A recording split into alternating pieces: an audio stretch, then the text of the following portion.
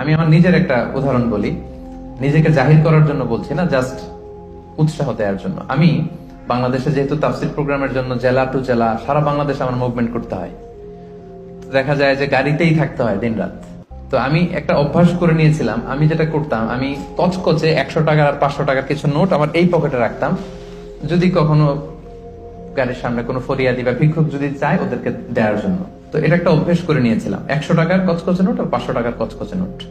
তো আমার মনে পড়ে মেঘনা টোল প্লাজার এখানে একটা ছোট্ট জ্যাম হয়, তো তখন অনেক খোরা ল্যাংরা লোকজন এসে এরকম হাত পাতে।